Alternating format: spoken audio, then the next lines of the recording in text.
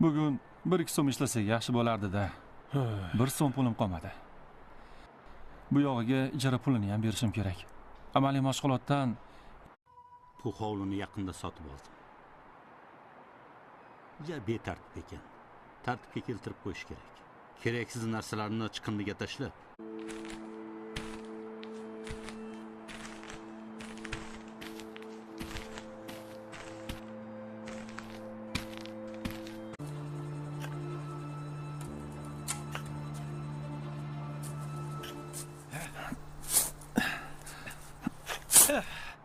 Nima deylarmi ish qilib? Bemalol tekshirib olavering aka. Biz ishni toza qilamiz. Xizmat haqlaringni bermayman. Nimaga desalaring? Ertaga mana bu kavlab tashagan yerlaringga qaytadan mardikor olib kelishim kerak. Biz mehnat qilganmiz, pulimizni bering.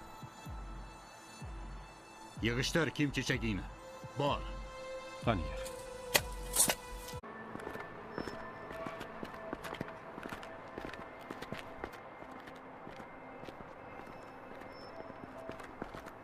Oy yigitlar, ukalar, xullas mana shu ishni naryoqqa qo'yib qo'ysanglar.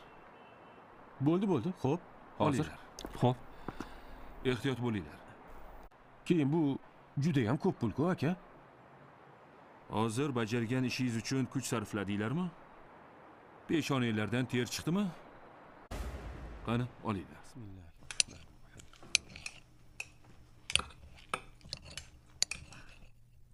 Olinglar. Ota-onanglar ham yaxshi o'qishinglardan xursanddir. Men ota-onam avtohalokatda o'lgan.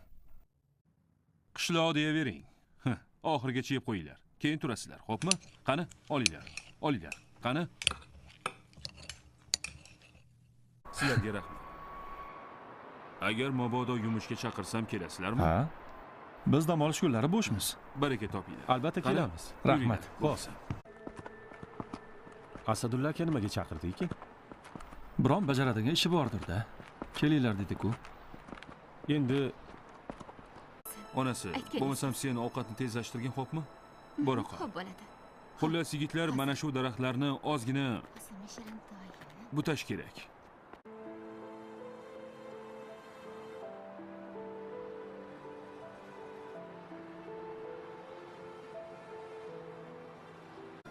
Hammasi joyida.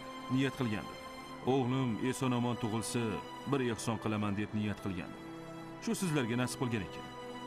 Rahmat aka.